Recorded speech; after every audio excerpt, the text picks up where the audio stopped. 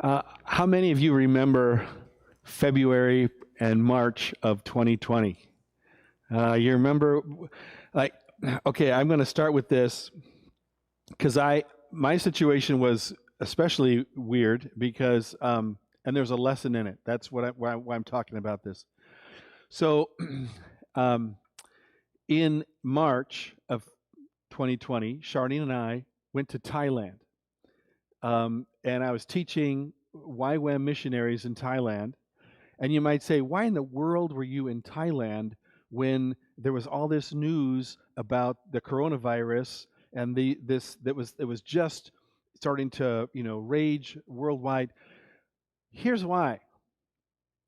A few months prior to this, we had taken a trip to California to see our son, who was at that time a son and daughter-in-law were living in LA, and we had, before taking that trip, everywhere in the news, all you heard about was the terrible fires in California and how California was on fire. All of LA was on fire. And people were even asking us, are you sure you want to go to California because of all the fires there? And we went to LA, and you know what we didn't find? Any fires. It was like, what?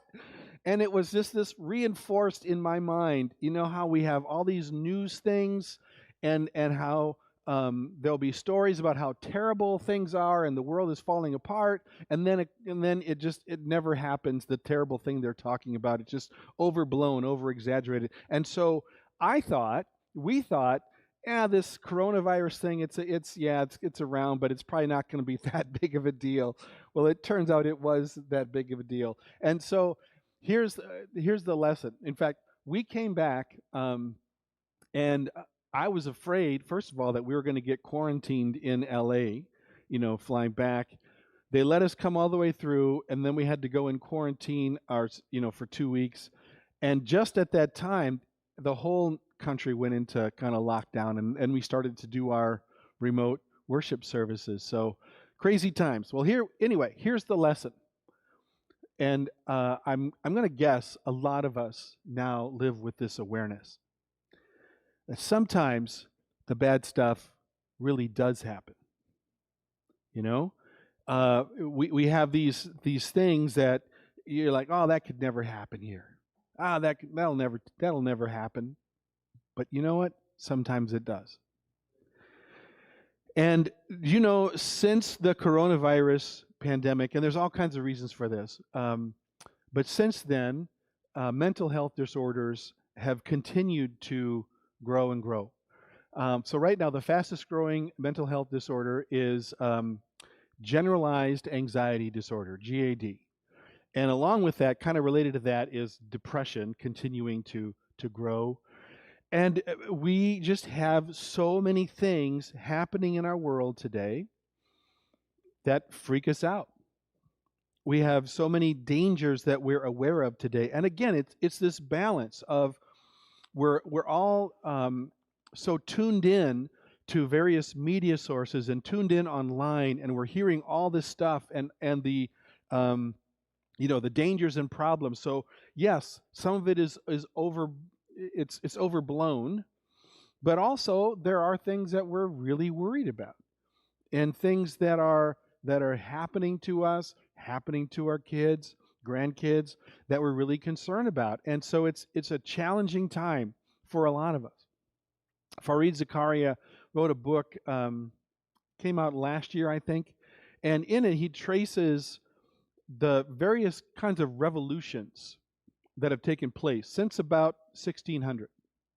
And in the book, he talks about we're in this kind of a unique time where there's revolutions happening right now. Not like armed revolutions, but like just things that completely transform our world. And things like globalization, things like changing relations within the culture. The technology boom brings us the internet, brings social media, and how that just transforms everything. And there's so much change, so much uncertainty that is destabilizing for people. And so we wrestle with this question. We this is our existential challenge as we go through life today. How can I find a source of stability in a world that seems so unstable and things moving and everything seems to be up for grabs? And not only that, it's not simply a matter of things changing fast, but it's also a world where we're just very aware of the threats around us. And so, related to that, then, is how can I find safety in a world that seems quite dangerous? And again, with the awareness of, things could happen that we really don't want to happen. So we're doing a message series now where we're going to be talking about this. And this message series relates to a process that we went through as a church post-pandemic.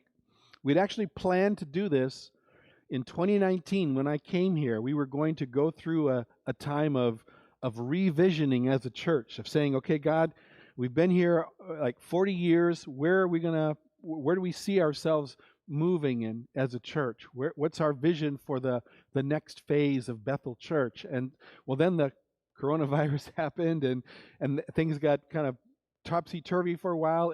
And so a couple of years ago, we went through a process with a group of people, and then the council, and then we brought the whole congregation together. And we came up with what we understand to be, what we believe to be God's calling for us as a church. And it relates to these things we're going to be talking about here. Now, this message series is not going to be like just talking about the vision of our church. It's talking about where each one of us are living, what the challenges each one of us are facing. And you can see some of these here, making sense in a world of nonsense. There's so much information and misinformation around us. How do we live with that? How do we deal with so much conflict and division? How can we sort through and commit ourselves to truth in a world where there's so much untruth? And on and on. So that's what we're doing. And today we're laying the foundation for it all by talking about this question of finding refuge. Where can we find refuge? Because again, we'll come back to this later, but that's our ultimate vision, is that we want to be a place of refuge. We want to be a sanctuary in the craziness of our world. And ultimately, though, we find that refuge in God. God is our source of strength. God is our source of stability in an unstable world. God is our source of safety and strength in a dangerous world. And what does that mean? What does that look like? We're going to talk about that today. Great passage to look at is the verse we read, or this psalm we read, Psalm 46. Now, I'll tell you a little bit of the background of Psalm 46. You notice, if you have your Bible there, sometimes they have the attribution, and it'll say, in this one it says, from the sons of Korah. And so, without going into the background, there's a very fascinating history with this generation of people. It goes back all the way to people who led a rebellion against Moses way back in the day. This is now 18 generations later. The descendants of those rebels actually became great men, great people, great leaders in the nation of Israel. And a number of them became like worship leaders and psalm writers. So 11 of the psalms that we have are written by, and we don't know the exact names of these people. There's some conjectures of who they were, but these are some people who were living in the after David era, and so they were leading worship and writing psalms. And this is believed to be one of those writers wrote this. And then, what's the background of it? Some crazy politics, or not even politics, crazy historical situations. And again, there's uncertainty about this, but most scholars believe that this was written in one of two settings, historical settings. And both of them were times of great, great danger for the Israelite nation. So one possibility was when the king of Assyria laid siege to Jerusalem. King Hezekiah at that time. There's a lot of stuff that happened, and ultimately Israel prevailed with God's provision. But it was a very scary, dangerous time. Another possibility is the time mentioned in 2 Chronicles 20, and that's where the Moabites and Ammonites, and there's actually a couple other nations, there's a few other ites involved, got together and marched against Jerusalem, and they were really afraid that they were going to be, overrun and taken captive and so on. And again, in that situation, God helped them. But in both of these times, there was a extended period of time where people were really, really freaking out because they didn't know if they were going to survive as a nation. And again, out of that context, that situation is what scholars believe how or what was the occasion for the writer writing Psalm 46. So with that in mind, think about what the writer's saying. God is our refuge and strength, an ever-present help in trouble. Therefore, we will not fear, although the earth give way, the mountains fall into the heart of the sea. And then later, the Lord Almighty is with us. The God of Jacob is our fortress. So let's talk about that. What does that mean? What does that mean for us today? How do we make these verses in this psalm real? So first off, to find refuge, what the author talks about here is really, it's about going to God, turning to God as our place of refuge. And here's the reality. Every one of us, every human being, when life is uncertain, when there's challenge, when there's stress, when there's fear, turns to something, leans on something. And sometimes, unfortunately, what they're turning to and leaning on is not helpful at all, maybe even makes their life worse. We have the opportunity in those times like ours, to turn to God. So he says, God is our refuge and strength, an ever-present help in trouble. Therefore, we will not fear, though the earth give way, and so on. So let's talk about those words, refuge and strength. Those are kind of key words in this psalm, and they kind of run through the psalm. Refuge, without going into in great detail that Hebrew word, but basically it is what we think of when we think of refuge, a place where you would go, where you could be safe when there's danger around. That's simply what the Hebrew is and what the English is, right? Very, very straightforward translation.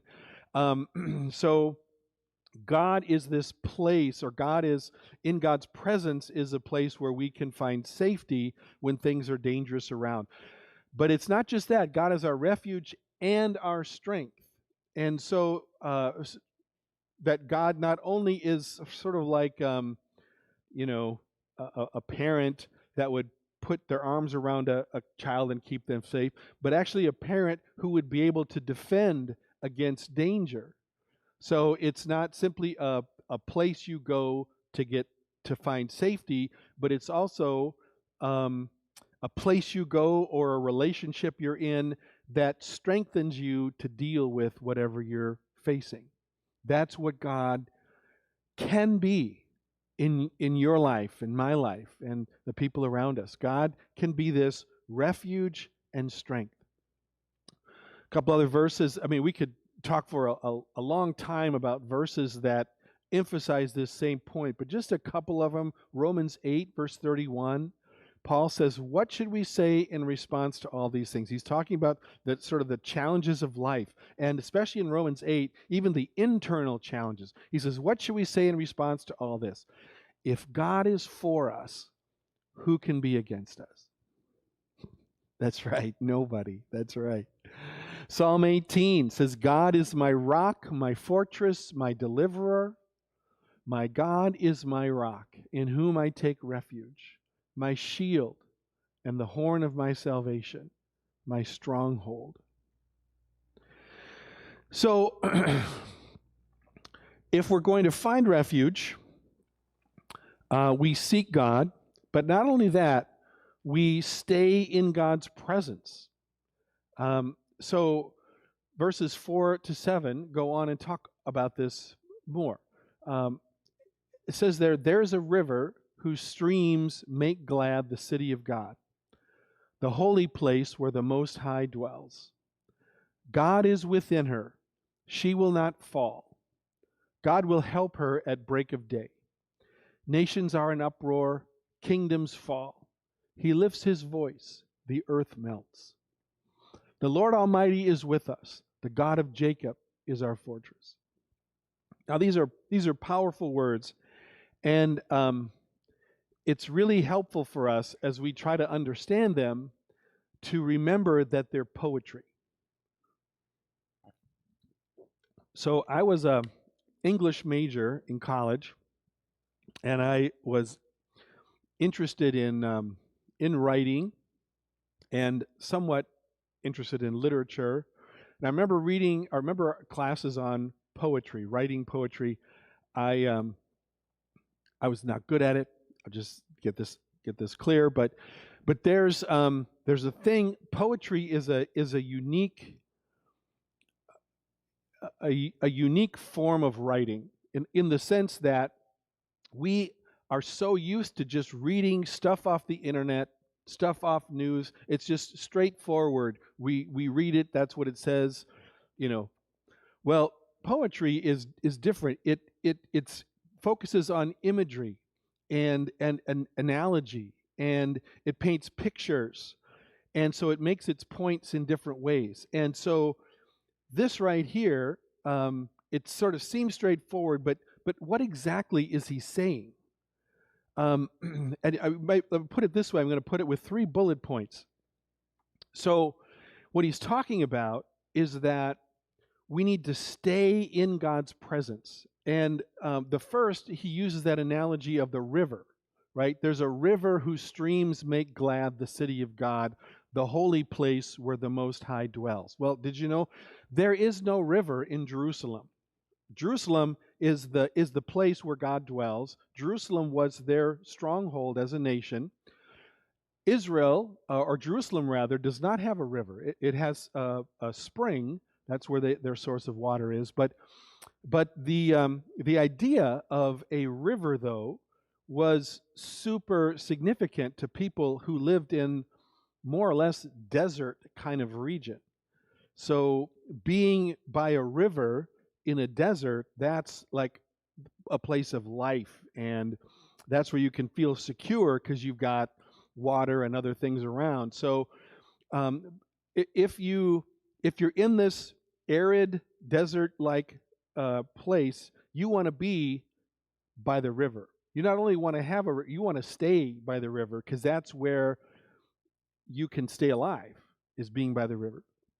And then he talks about being in the city of God, which would be Jerusalem, where they believed, not just they believed it because God had promised it, that's where they could go. That was where the presence of God was. And they could go into the temple. The word temple does not occur here in this psalm, but that is part of what's going on here, the idea that you can go to the temple and that's where God is, and you can find refuge there. Okay. We'll come back to that. What does that mean for us today in a little bit? But then the third thing, so if you're going to find refuge, you have this maybe a mental commitment that you turn to God, you trust God, but then you also you put yourself in the place where God is. That would be the second thing. You stay in God's presence.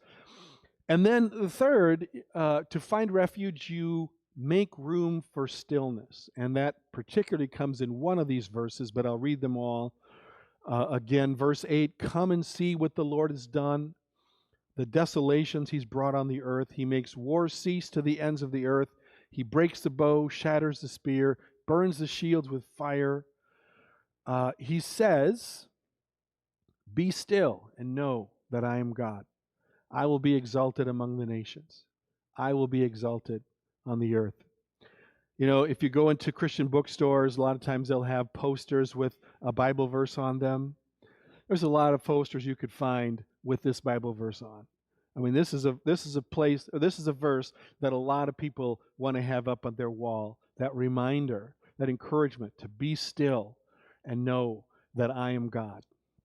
And God says, I will be exalted in the nations. I will be exalted in the earth. And let me just say, this right here, this is the key.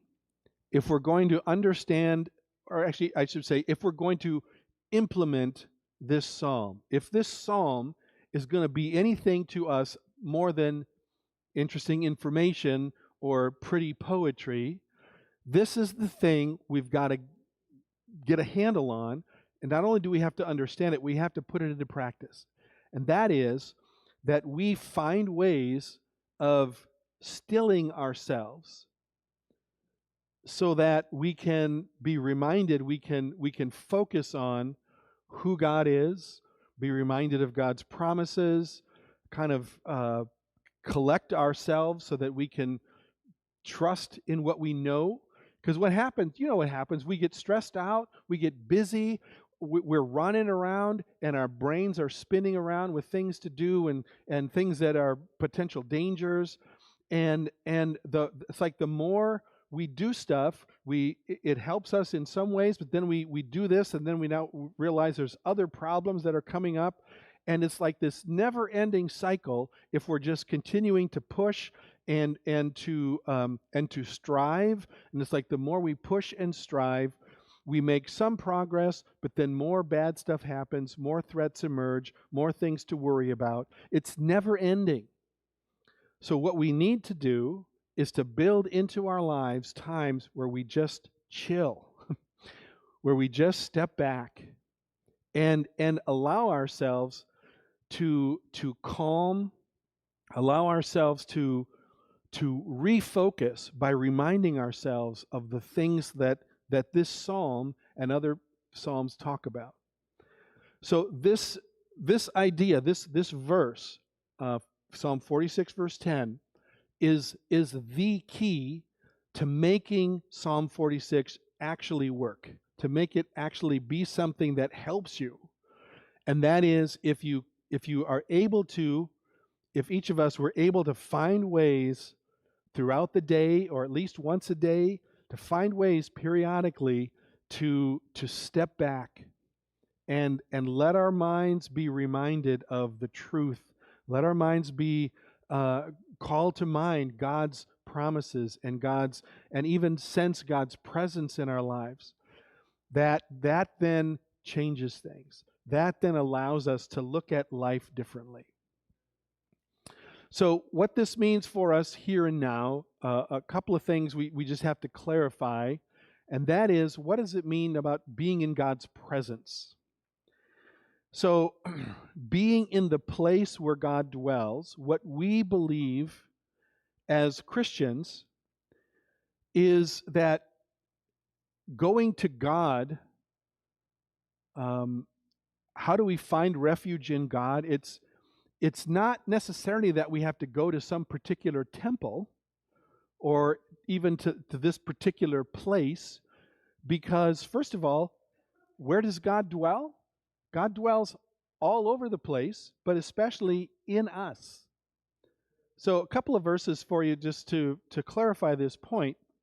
Paul says in 1 Corinthians 3, don't you know that you yourselves are God's temple, and that God dwells in you? So this is something that I have to admit, it has taken me a long time in my Christian life to really grasp this. And I think I still find it's hard to explain or talk about. It's one thing to know it, to be able to say it, but it's another thing to really get a sense of what it means and then how you live with this awareness. But on the one hand, if God is present everywhere, then that means God is present in you as well. Not just like an angel over your shoulder, but in you. And so this inner sense of peace and calm that you have, I believe that is God in us. The sense of power and strength that we have is God's power and strength in us, because God is not hanging out in a temple. God is hanging out in you. Now, Romans 9 or Romans 8 has an extended section. I underlined a couple of these things that keep reminding us of this same truth. It says, "You, however, are not in the realm of the flesh, but in the realm of the Spirit, if indeed the Spirit of God lives in you. And if anyone does not have the Spirit of Christ, they do not belong to Christ." So pause for a second. Let's just get that clear. If you are a Christian, if you belong to Christ, what that means is the Spirit of God is in you. And the only question then is, if you recognize that, if you are open to that, if you live in the awareness of that. Going on, but if Christ is in you, not just the Holy Spirit now, but it's saying Christ in us, the Spirit of Christ in us, then even though your body is subject to death because of sin, the Spirit gives life because of righteousness. And if the Spirit of Him who raised Jesus from the dead is living in you, then He who raised Christ from the dead will also give life to your bodies because of His Spirit who lives in you. So I hope you're getting it. The Spirit lives in us. And so each one of us is the temple of the Spirit. But there's also a sense in which to find refuge in God, there's something about finding refuge in the place with other Christians. So Matthew 18, Jesus says again, "Truly I tell you that if two of you agree on anything they ask for, it will be done for them by my Father in heaven. For where two or three gather in my name, there I am with them." Now, once again, theologically, we believe that God is everywhere, and that, again, through the indwelling of the Holy Spirit, God is within each of us. Yet there's something special, there's something powerful about when Christians gather together. There's a deeper awareness of the presence of God, the comfort of God, the strength of God. There's something that happens when we gather. And again, I'm sure we've all had that experience, right? When we have this worship experience, I could listen to a praise song on the radio in my car, and it has some connection with me, but we get together and we're singing it together in this place. It's a different experience. I will have times where I will pray and might even sense God's nearness, and I have this sense of connection, and that's powerful. But also when we get together with other Christians and we're praying together, there's something powerful about it. Yeah, you just have to acknowledge it when you experience it. Another aspect of that is that God works in our lives through other people. 1 Peter 4, verse 10, "Each of you should use whatever gift you have received to serve others." That is the spiritual gift. We each have different spiritual gifts, and he's saying each of you should use whatever gift you have. Then he says, faithfully administering God's grace in its various forms. Now, literally, the word there, the Greek word there, literally means stewarding, which is not one that we would normally use, but it's like if you're a steward of something, that means you have this manager, this sort of lord over you, and you are managing that person's resources. You are acting on that person's behalf. That's what a steward does. And so actually some translations say um, being good stewards of God's grace, or stewarding God's grace in its various forms. In other words, if God has grace that he wants to give, it doesn't, now it can, God can do anything, but we have this idea that it just magically falls from the sky into our heart.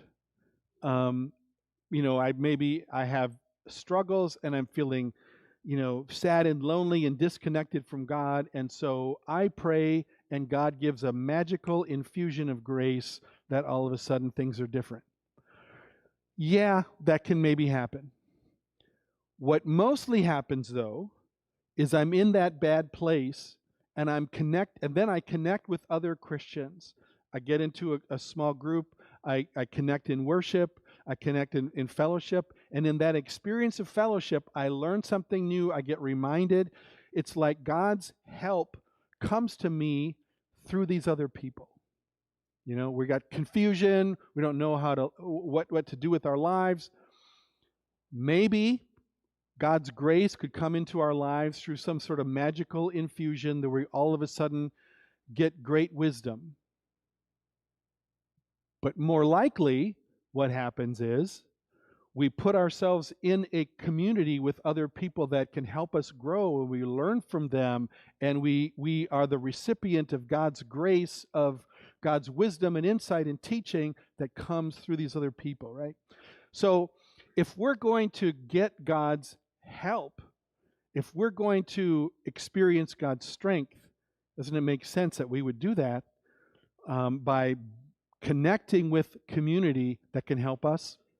So I put the bottom line this way. If we want to receive God's help, that is, if we want to experience have the experience of refuge in a crazy world, if we want to experience God's strength to help us deal with life's challenges, if we want to receive God's help, then we need to put ourselves in the place where we can receive that help. So think of it like this. It's football season, so God throws us a pass. We are just receivers of the pass that God throws us. What is the job of a receiver? Is to be in the place where that pass is going to be, right? You go to the place where you can catch the ball. So we go to the place where God's grace is available, and that is in the context of a community of faith where people are using their gifts to administer God's grace in its various forms.